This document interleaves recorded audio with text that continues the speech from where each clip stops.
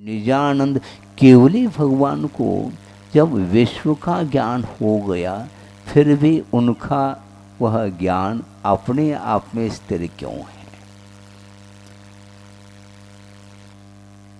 विश्व को देख रहे हैं किंतु विश्व से प्रभावित नहीं है। वो अपने आत्म तत्व से प्रभावित होने का पुरुषार्थ करिएगा।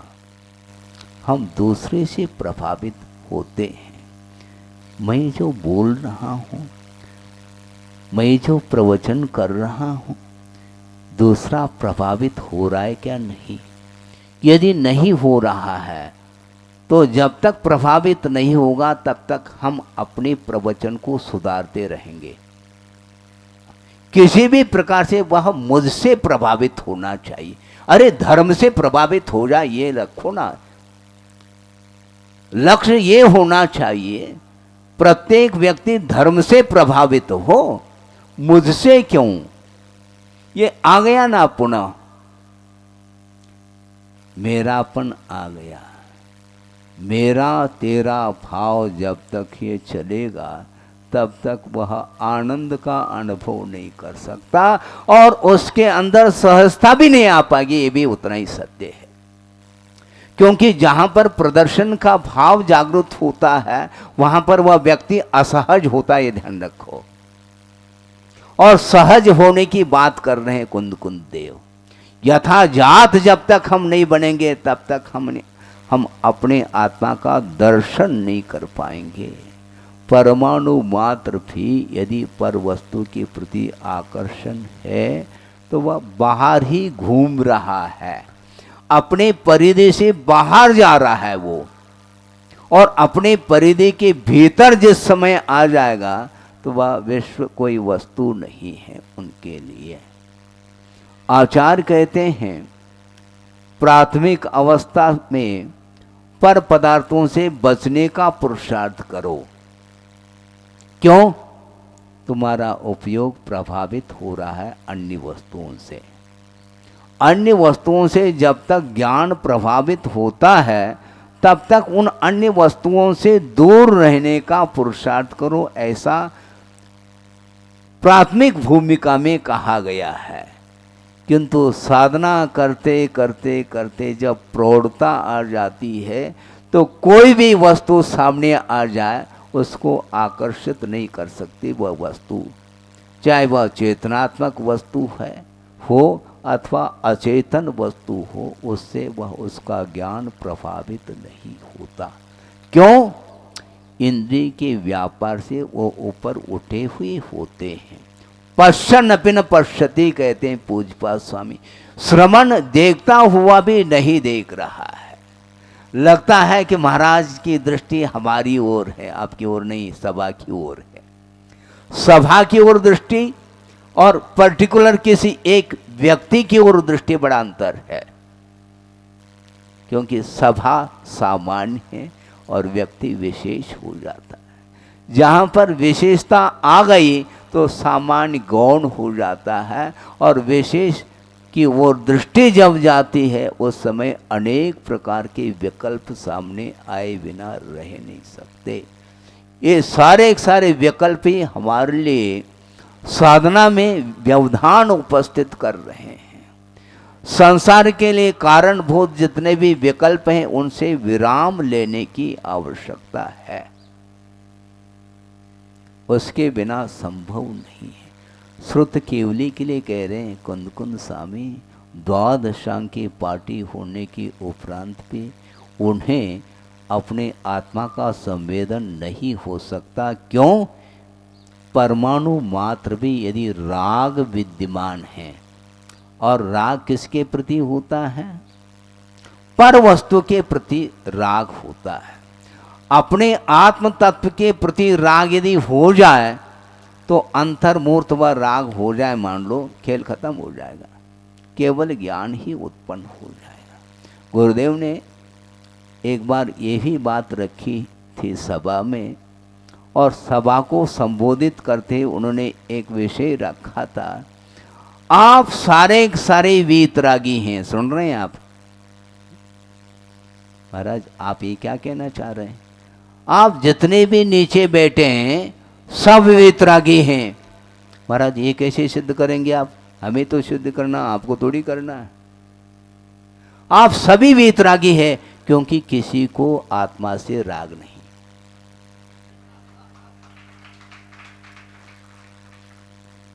और हमसे बड़ा कोई रागी नहीं, क्योंकि आत्मा को छोड़ करके अन्य पदार्थ के प्रति हमारा राग किंचित मात्र भी नहीं है। इसीलिए हम रागी सिद्ध हो गए। आत्मा के प्रति राग करो, राग करने की यदि आदत ही है तो आत्मा के प्रति राग करो, अथवा पंच परमेष्टि के प्रति अनुराग रखो, धर्म के प्रति अनुराग रखो, जिसके माध्यम से कल्याण होने वाला है।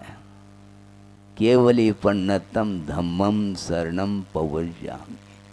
केवली भगवान के द्वारा प्रणीत जो धर्म है उसका मैं शरण लेता हूँ, ऐसा आप भी बोलते हैं।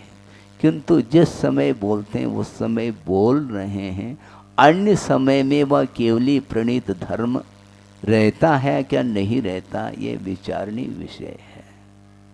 जब एक परमाणु मात्र भी राग नहीं रहा, राग उपस्थित है, तो वह आत्मा का संवेदन नहीं कर सकता। तो सामान्य व्यक्ति आत्मा का संवेदन कर कैसा सकता है? गणधर परमेष्टि समो शरण में विराजमान है और 500 धनुष ऊपर प्रभु विराजमान है, और उनके चरणों में गणधर परमेष्टि हैं। और गणधर परमेष्टि दिव्य ध्वनि का आलम्बन लेकर के हम और आपके लिए देशना दे रहे हैं। सुन रहे हैं आप? हाँ। और प्रभु की वंदना करने के लिए खड़े हो जाते हैं, प्रभु की स्तुति करने के लिए खड़े हो गए, प्रभु की आराधना करने के लिए खड़े हुए हैं, देशना देने के लिए उनका व्यापार चल रहा है। उस समय कुंद कुंद स्वामी कहते हैं गणधर परमेष्टि भी अपने आत्मा का संवेदन नहीं कर पाएंगे। क्यों? जब तक ये विकल्प है, प्रवृत्ति जब तक है, तब तक ज्ञान में एकाग्रता नहीं आ सकती। ज्ञान में परिस्पंद जो होता है वो दो तरह के विकल्पों के द्वारा होता है। एक वैश्विक विकल्प जो कि संसार के लिए कारण माना जाता है, किंतु एक सत विकल्प वह संसार के लिए कारण नहीं, किंतु मुक्ति तक ले जाने में वह भी बाधक सिद्ध होता है। ऐसा कुंद कुंद का कहना। आपके लिए नहीं, नहीं तो तुम पूजा पाठ ही छोड़ना प्रारंभ कर दोगे, ऐसा नहीं। हाँ, आप करिएगा अपनी भूमिका के अनुरूप। पंच परमेष्टि की आराधना करने के लिए आपके लिए जो साधन सामग्री है उसका आलम्बन लेकर के बड़े उत्साह के साथ आप नृत्य भी कर लो, आशीर्वाद है हमारा। लेकिन मैं ही नृत्य करने के लिए खड़ा हो जाऊं, कुंद कुंद सब कहते हैं तुम्हारी भूमिका नहीं है।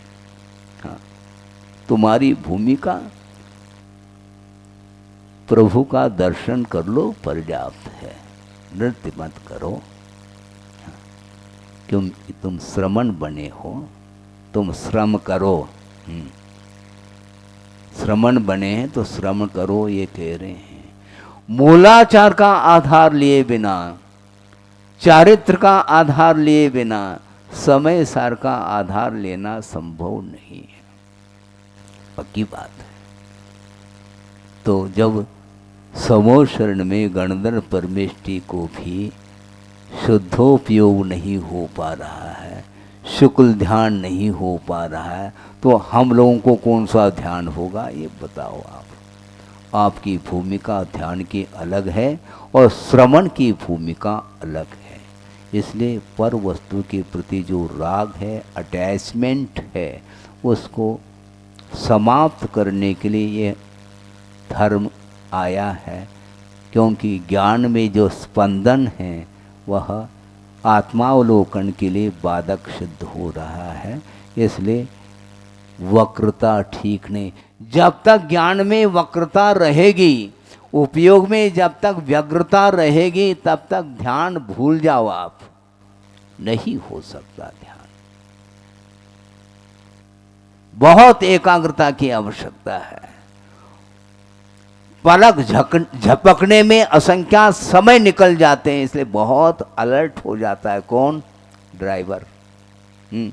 सारे गाड़ी में जितने भी यात्री बैठे हैं वो सब नींद ले रहे हैं, किंतु ड्राइवर को यदि नींद आ गई तो ओम शांति।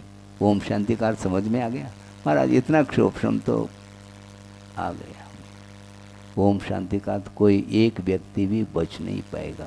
डॉक्टर अपने ड्राइवर यदि नींद लेता है, निश्चित रूप से वह अपनी न स्वयं की रक्षा कर पा सकता है, न दूसरे की रक्षा कर सकता है। इसलिए अपनी आत्मा की रक्षा करना चाहो तो राग को समाप्त करने का पुरुषार्थ करो। इसलिए उपयोग में सरलता लाओ। हैं महाराज, सरलता कैसे आए? सरलता भी सरलता के द्वारा ही आती है, ध्यान रखो। उसमें भी यदि टेढ़ापन है तो वह सरलता है ही नहीं, वह प्रदर्शन माना जाएगा वस्तुतः देखा जाए। और प्रदर्शन के साथ न सहजता है, न सरलता है, वक्रता है, और वह असहज हो रहा है। क्योंकि सामने वाला व्यक्ति मुझसे आकर्षित हो रहा है क्या नहीं, इस ओर उसकी दृष्टि है, उपयोग उस ओर है, इसलिए उपयोग में व्यग्रता विद्यमान है। उपयोग को सरल बनाने के लिए आचार्य कहते हैं यथाजात बनो। यथाजात का अर्थ क्या? जो नवजात शिशु होता है उसको यथाजात बोलते हैं। जैसा भीतर है वैसा वह बाहर है, उसमें किसी भी प्रकार से परिवर्तन नहीं है, इसको सरल बोलते हैं। और कुंद स्वामी ने श्रवण के लिए भी यथाजात लिंग कहा है। यथाजात का अर्थ जैसा भीतर वैसा बाहर, किसी भी प्रकार से उपयोग में विकृति नहीं। और जब तक उपयोग में मन में विकृति आएगी तब तक प्रकृति संभव नहीं, अर्थात स्वभाव का संवेदन करना संभव नहीं है। बहुत कठिन है ये व्याख्यान करना, फिर भी सरल हो सकता है। शब्दों के माध्यम से हम दूसरे को प्रभावित कर सकते हैं, किंतु आचार्य कहते हैं दूसरे को मत प्रभावित करो। धर्म से प्रभावित हो रहा है क्या नहीं हो रहा है ये देखो, बल्कि दूसरे को देखने के अपेक्षा से हम स्वयं धर्म से प्रभावित है क्या नहीं, इसको बारीकी से अध्ययन करने की आवश्यकता है। इसलिए आज आर्जव धर्म की उपासना करने के लिए हम बैठे हैं। ऋजुता का जो भाव है, ऋजोर भाव आर्जवम, ऐसा का ऋजुता का, सरलता का जो भाव है उसका नाम आर्जव है। कुटिलता का अभाव होना चाहिए। और गुरुदेव ने दो पंक्ति दी है।